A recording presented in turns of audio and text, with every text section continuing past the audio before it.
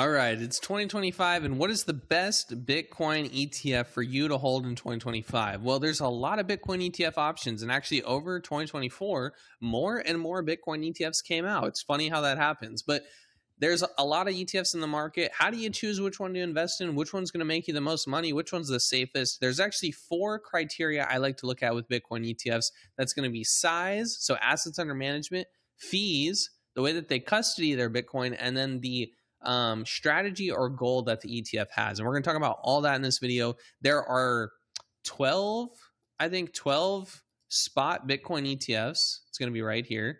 12 spot Bitcoin ETFs. This might actually have 13, I think. And then there are 8 strategy Bitcoin ETFs. And actually, if you look at some other sources, there's even more than this. There are some that say that there are 32 total or 36 total ETFs.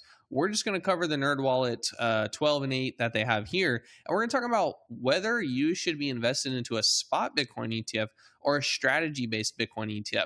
Now, I want to view this through the lens of the average retail investor. That's what I am. I'm an average retail investor. You're probably an average retail investor yourself. So how do we make the best of our money? How do we make the most returns? I think the best way to do this is to look at what ETF has the best fee for assets under management and return on investment that you're going to get, what has the best trust, the best investor confidence, because when you invest into an ETF, you're not just investing in the underlying asset, you're also investing in the company that brokers the ETF, because something could happen at Vanguard or Fidelity or BlackRock that negatively affects the ETF, whether anything happens with Bitcoin or not. So the price of the ETF can fluctuate outside of just the realm of Bitcoin on a short-term basis because of just name brand recognition of your ETF. And so in my opinion, I want to be invested in a good brand. How do we find those good brands? How do we find those good ETFs? And what would I recommend? Furthermore, just for some background context as to who you're talking to, I am invested in the Bitcoin ETF. I've been doing this experiment all year, investing in the Bitcoin ETF, documenting it here on YouTube.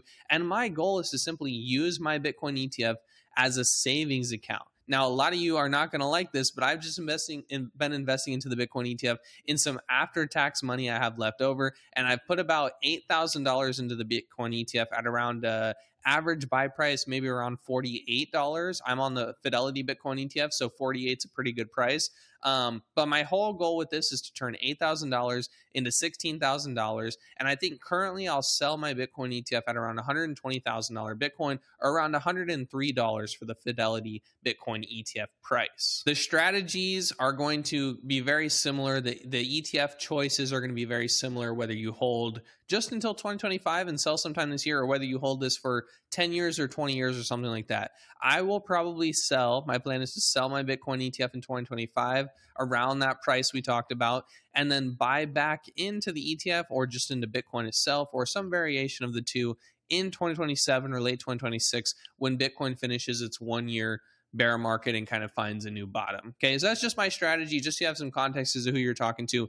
I'm not going to ever tell anyone to go crazy on Bitcoin miner ETFs or crazy micro strategy leverage plays. I think that there's a time and a place for that. And unfortunately, for the majority of us, I don't think it's that time or that place. Okay, let's just get into the spot Bitcoin ETFs. Earlier, I said that there's 4 criteria you want to look at. So obviously, the first one is the fourth one actually is strategy or goal. So you have the idea of investing into a spot Bitcoin ETF, which just buys Bitcoin, or you can invest into a strategy-based Bitcoin ETF. We're going to come back to these later, but basically these are investing in Bitcoin futures, they're investing in Bitcoin mining stocks, they're investing in a mix of Bitcoin and dollars or Bitcoin and Ethereum. And so there's a time and place for that.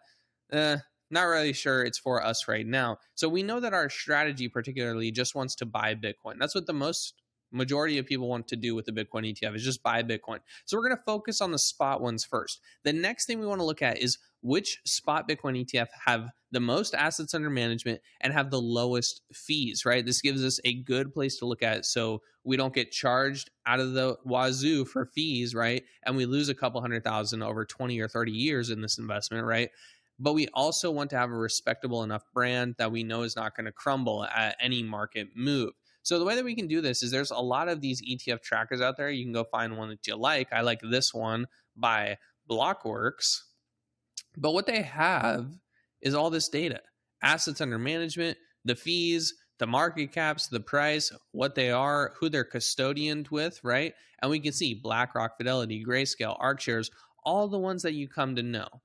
how would I rank some of these things, right? Like if you're looking to invest in these, how would you even know which one to pick? And so the first thing I would want to do is start by the fees. You can see here it's really noticeable. We have a 0.15, a 0.19, a 2, a 2.1, a quarter, and then we come down here to this 0.9 and 1.5. The Grayscale Bitcoin Trust is actually a very, it's a well-known Bitcoin ETF, right? It was a trust, it got converted to an ETF.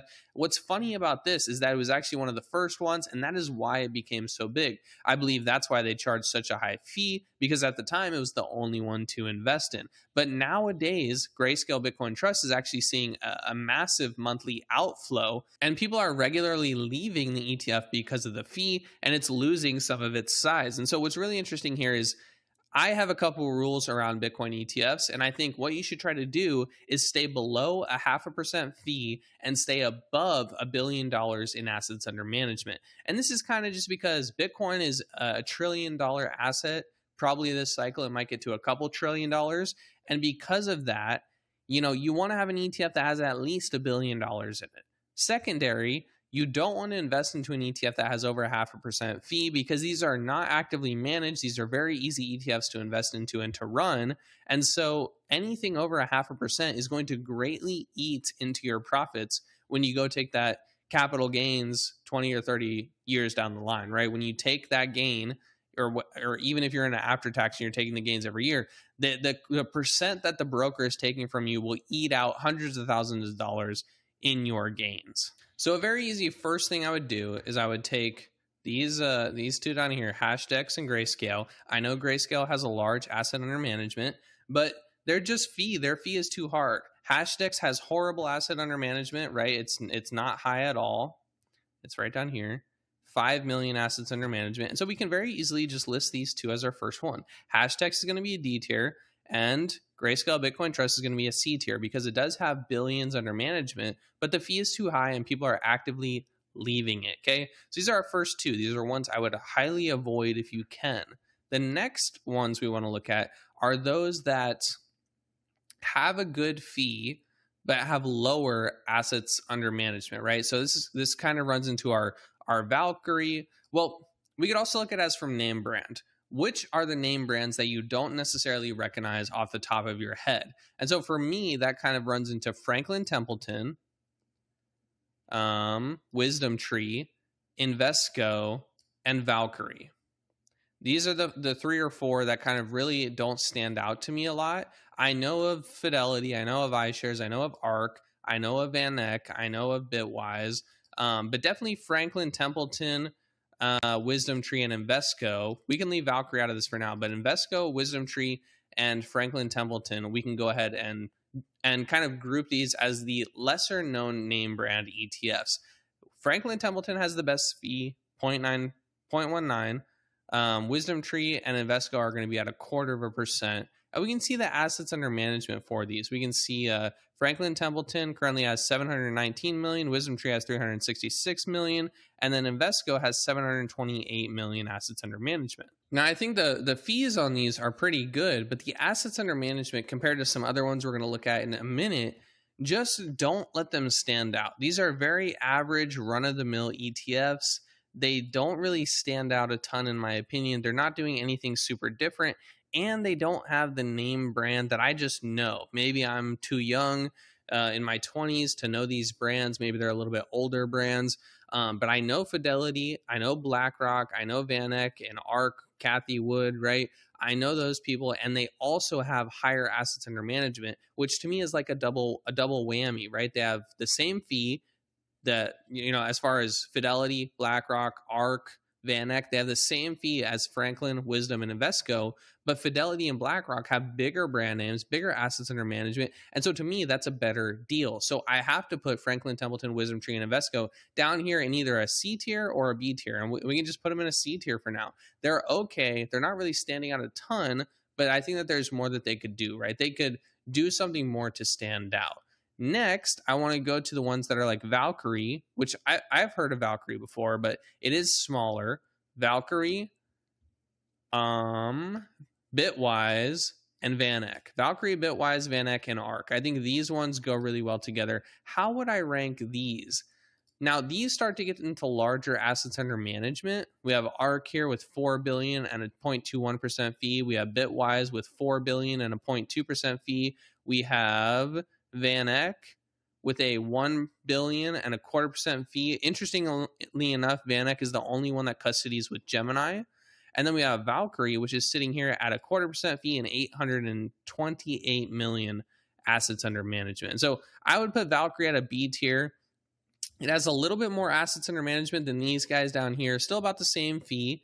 We have ARK, which I would put at probably, do I want to put it at an A tier? ARK, 4 billion, 0.25%, Bitwise, yeah. I would probably put ARK at a B tier. Average, good fee, good run of the mill. I'd probably put VanEck at an A tier because it's differentiating itself a little bit with the Gemini holding, but still has decent. I'd probably just put it at a B tier as well. And then I would probably put Bitwise here in the B tier as well. I'd probably stack these like this. They're good average run of the mills. They have the assets under management that we want and then the fees that we want. They're just kind of doing the same thing, and they are all kind of like, you just pick your name brand, and it's kind of like what you want. If anything, I might move Valkyrie down, or I might move one of these three up. Maybe VanEck, it's custody on Gemini. Maybe ARK, they have 4 billion assets under management compared to the rest. So maybe ARK would be like this, and these three would be here. But these are going to sit somewhere in the A or B tier. Lastly, we have the Grayscale Bitcoin Mini Trust. This has been a hot topic in my comments. We have the iShares Bitcoin Trust, and we have the Fidelity Wise Origin Bitcoin Trust. Now, these are going to be some very large ETFs here. We have BlackRock at 52 billion, Fidelity at 19 billion, our top two.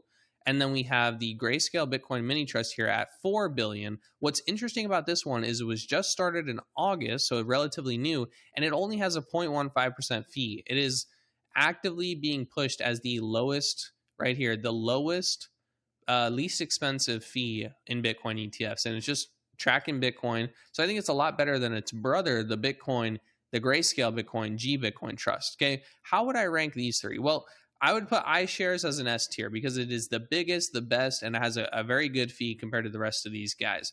I would also put Fidelity as an S tier because it is right up there, the number 2 size Bitcoin ETF with assets under management, the same fee as BlackRock, but they actually self-custody their Bitcoin. For me, that's a big deal. I like self-custody. I like that the Bitcoin ETF Fidelity is doing that, and I respect them for that.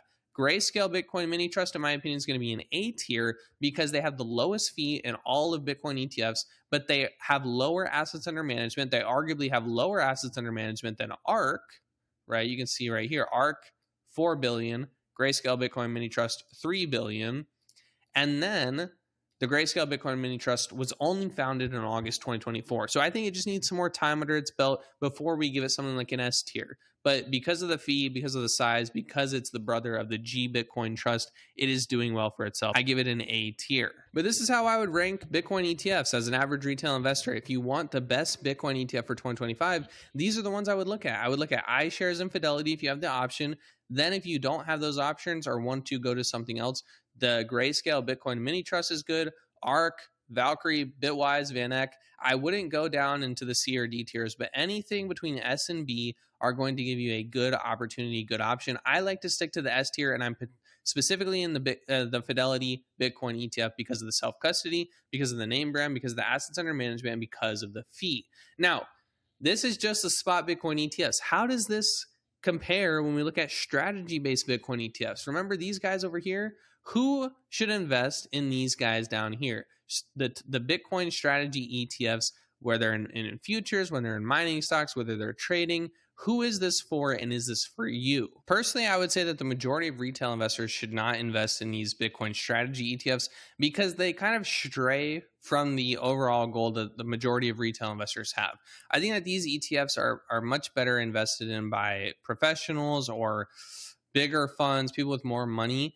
The average retail investor, in my opinion, just wants to get the return on Bitcoin. You would have made plenty of money if you would have been in a Bitcoin ETF all year. You would have made 100% probably. But these Bitcoin ETFs do a little bit of a couple weird things that I want to talk about. So first off, with a strategy based Bitcoin ETF, you have advantages. You get potentially higher returns because of the way that they leverage Bitcoin, or they leverage companies like Bitcoin miners, or they try to trade based on algorithms. For example, some of these, this one BITC, that is this one right here, the Bitwise Bitcoin strategy role, they trade between Bitcoin and US Treasuries and cash at specific times in order to make more Bitcoin or make more return on investment. And you can see actually here today, they hold 0 Bitcoin. They hold treasuries and they hold cash as of this time. And so with some of these Bitcoin ETFs that do strategies, you run the risk of actually never holding Bitcoin, right?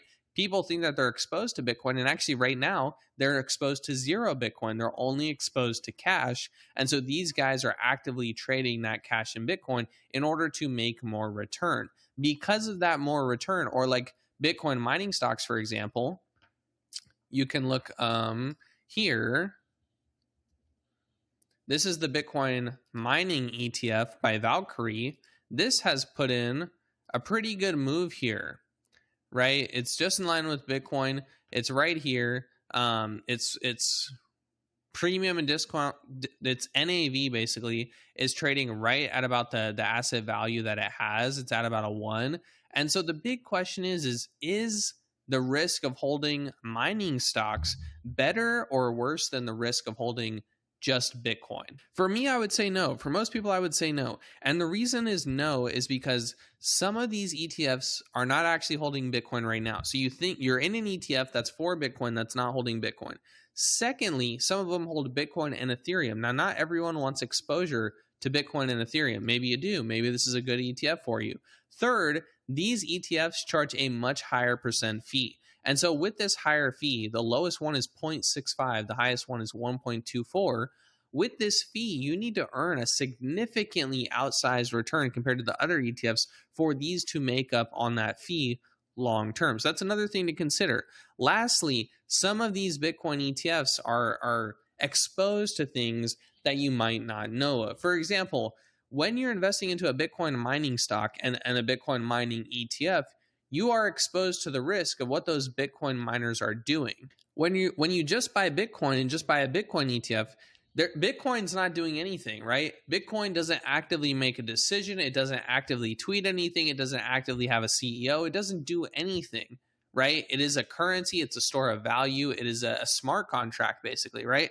It itself is a piece of code on the blockchain. And so these Bitcoin mining stocks have leaders, they have workers, they have insurance, they have fire, they have all these things, natural disasters that can happen to them that can take your investment down when Bitcoin hasn't done anything wrong. And so that's always something to consider when investing into these strategy-based ETFs. Some pros of the Bitcoin, or some pros of strategy-based ETFs, is that they don't have the custody risk of holding Bitcoin. So they can't ever lose their Bitcoin if they're not holding Bitcoin, right? And a lot of these that invest in Bitcoin, they just invest in Bitcoin futures, which is kind of like options contracts for Bitcoin. So they never actually hold Bitcoin, they just trade on the future value of Bitcoin. Or Bitcoin mining stocks, for example, the miners hold Bitcoin, but the owners of this ETF, they just hold stock. They don't actively hold Bitcoin. And so, in my opinion, to make a long story short, I think the majority of people should invest in spot-based Bitcoin ETFs because of the simplicity. Most people are in Bitcoin for an average outsized return in the S&P 500. They like what Bitcoin is. They like what Bitcoin does. And I think strategy-based ETFs complicate that. They bring in a lot of unknown variables, like Bitcoin miners using yield and debt to get more mining, or MicroStrategy getting a ton of convertible bonds to buy more Bitcoin. That is an example of a strategy-based Bitcoin scenario, right? It's not in an ETF, but it is, if you went and bought MicroStrategy stock, you would effectively be the same thing as buying one of these strategy-based Bitcoin ETFs. And so it's a leverage play on Bitcoin, but with that leverage play, you take more risks on the debt that they have, the yield that they have, the company, the people in charge, and the decisions that they make. And so with Bitcoin and spot Bitcoin ETFs, you don't have that. With Bitcoin strategy ETFs, you do have that. And I think for majority of people, a spot Bitcoin ETF is going to be better. Overall, in 2025, though, I think that you would do really well to ingest. First off, I think you would do really, really well just to know your strategy. If you are buying Bitcoin today to sell in 2025, you're not going to make that much percent return, right? Maybe you get like a 50% return, at the most a 100% return from this point, right? Like 90,000 to 180,000, okay? But you're not going to get like a $500,000 Bitcoin in 2025. It's not going to happen. I'm sorry. But if you are buying Bitcoin today, first you must just know, what is your goal? Is your goal to hold it for 10 years? Is your goal to hold it for 20 years? Is your goal to hold it just for 2025? Then after that, you should look at the fees and the assets under management and the custody situation of that Bitcoin, right? In my opinion, I would stick to the S tier, Fidelity or BlackRock. And if you can't stick to those two, I would stick with something in the A or the B tier here. Anything under that, and you're going to pay too high of a fee for too low of a fund. And so it's not worth your time.